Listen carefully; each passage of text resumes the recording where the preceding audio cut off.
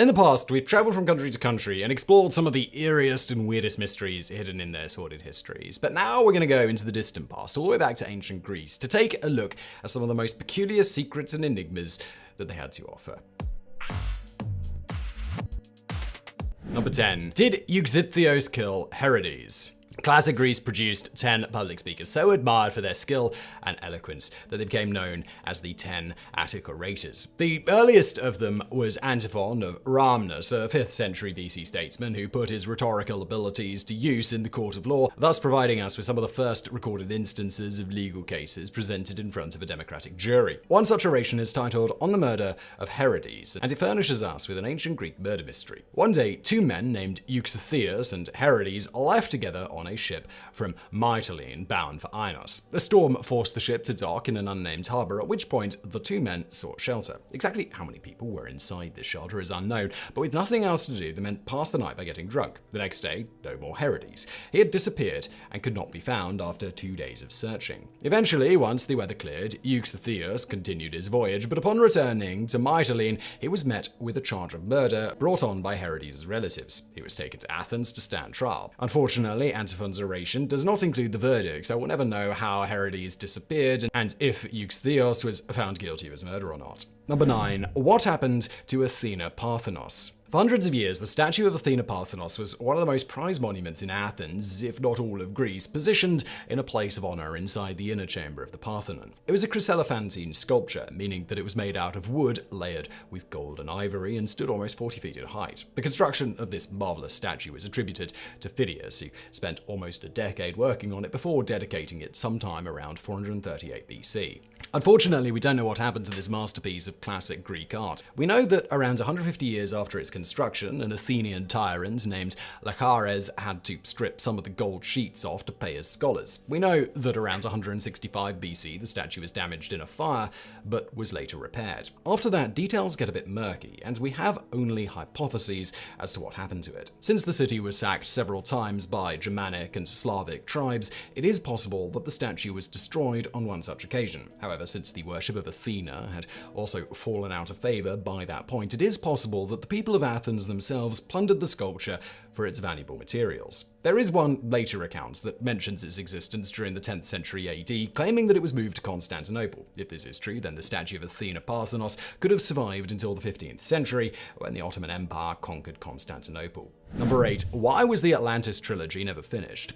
Most people have probably heard of Atlantis, the mythical island that sunk into the ocean, but they might not know that the origin of this story was Plato, the Athenian philosopher. According to Plato, thousands of years before his time, Atlantis was this giant island which was rich and powerful and possessed a mighty navy, unlike anything the world had ever seen. With this navy, Atlantis conquered all of its neighbors and then northern Africa and made it into the Mediterranean as far as Italy. But the Atlantean Armada proved to be no match for Athens, who took them on alone, beat them soundly, and then liberated all of the territories enslaved by their foes. Following this defeat, Atlantis lost the favor of the gods and suffered a massive earthquake, followed by floods that submerged the entire island into the ocean.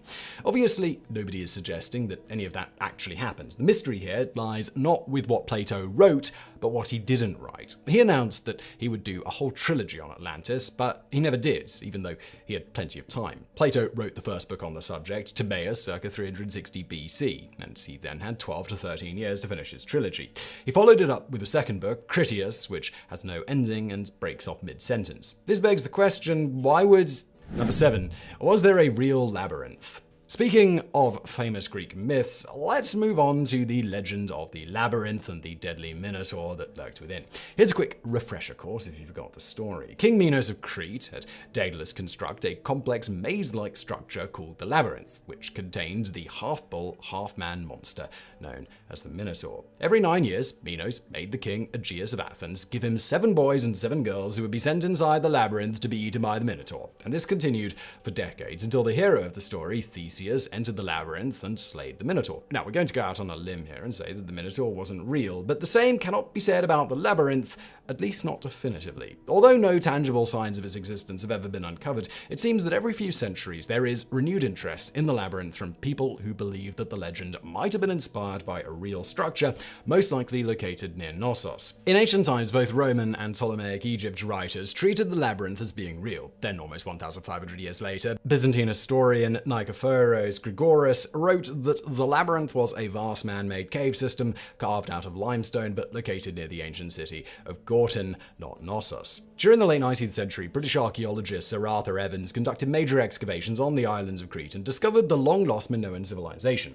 Although initially a skeptic, he came to believe that the labyrinth was real, placing it again near Knossos. And just a decade ago, a new archaeological team uncovered underground tunnels in an old stone quarry near Gortyn, this time once again opening up the debate over the existence of the labyrinth. Number 6. What is the Socratic problem? You've probably all heard of Socrates. Today the guy is considered the father of Western philosophy, but it's a lucky thing that people even remember his name, let alone his accomplishments. That's because Socrates never bothered to write anything down. Undoubtedly, he would have completely faded into obscurity, even mere decades after his death, if not for his students who carried on and expounded on his ideas, giving credit to the man who started it all. However, because he is only known indirectly, it makes it hard to distinguish between Socrates the character and Socrates the real historical figure. Sometimes various accounts of the philosopher are not only incongruous with each other, but downright contradictory. This has given birth to what scholars refer to as the Socratic problem. Men like Plato, Xenophon, and Aristophanes are our main sources for Socrates, but each one offers his own interpretation of the philosopher, not an accurate picture. When it comes to the real Socrates, the only thing we know is that we know nothing. Number 5. What was the meaning of the Delphic Epsilon? In ancient times, Delphi was a sacred site that attracted countless visitors from all over the world who traveled far and wide to hear the prophecies of the Pythia, the oracle of Delphi. The priestess served her customers inside the most imposing structure at Delphi, the Temple of Apollo, and as visitors approached the temple, they saw that the pediment of the building bore an unexpected symbol, the letter E or epsilon. But what did it mean? The question has puzzled philosophers and historians since ancient times, showing that the true meaning of the Delphic Epsilon was never common knowledge. Plutarch was the first to talk about it, writing a whole treatise he titled On the E at Delphi. He offered several possible explanations, although he remained uncertain of its significance. He did provide us with a history of the symbol. The earliest one came from the 6th century BC and was made of wood. That one burned down and was replaced by one made of bronze, which in turn was replaced by one made of gold, which still existed during Plutarch's time, almost 700 years later. The fact that the symbol kept getting replaced and upgraded, as well as its positioning above the entrance, both suggested that it had an important meaning.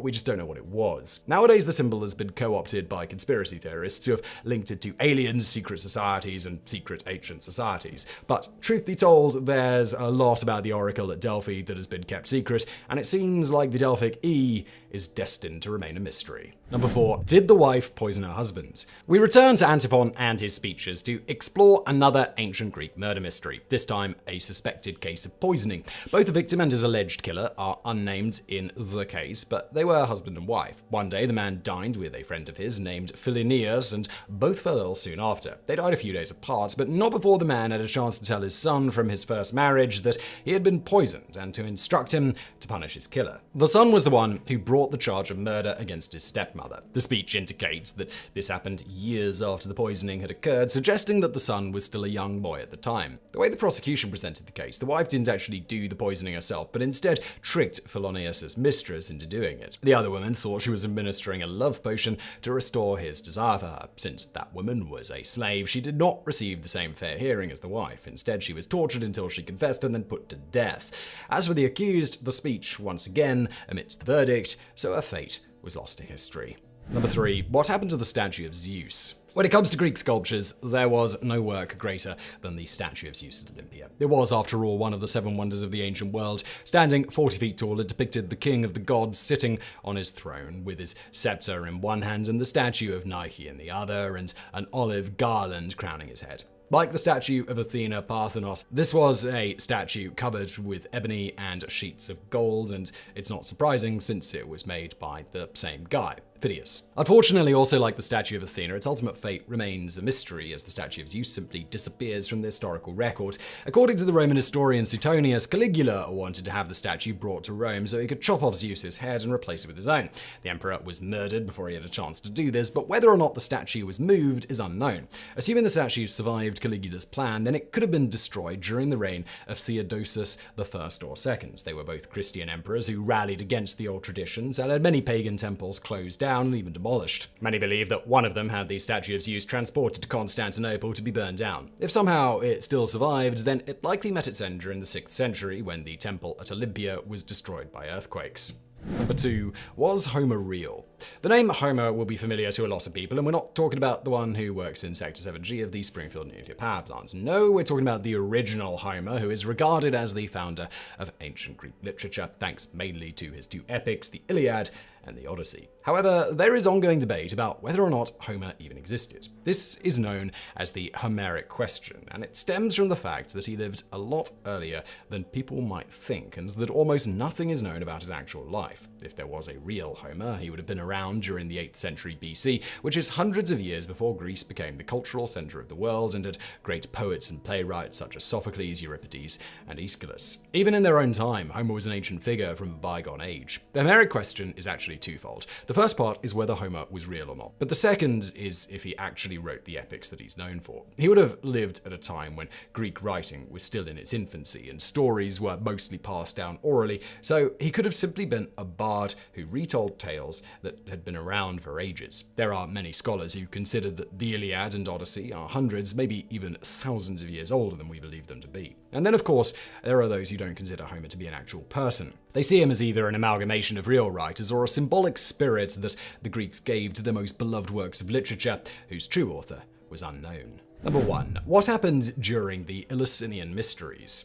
The Greeks were awfully fond of their secret rituals, and perhaps none were more famous than the Eleusinian Mysteries, the rites observed for almost 2,000 years to honor Demeter, goddess of agriculture. According to the myth, Hades fell in love with Persephone, Demeter's daughter, so he kidnapped her and took her into the underworld. Due to her grief, the goddess stopped looking after the crops, causing widespread droughts and famines throughout the world. Eventually, Zeus forced Hades to return Persephone to Demeter, but the deal was that she had to come back to the underworld annually and spend part of the year with Hades. During that time, the grounds became cold and hard and nothing would grow, and that's how the seasons came to be. During Demeter's search for her daughter, she arrived at the city of Eleusis. Disguised as an old woman, she served as nurse for the queen's boy. Eventually, she revealed her true self, and the people of Eleusis built Demeter a temple and started holding the mysteries there to celebrate the reunion of mother and daughter, which made the crops grow again. That's the mythological side of the ritual, which is a lot better known than the real side, since the people who participated took their vows of secrecy very seriously. 2 mysteries took place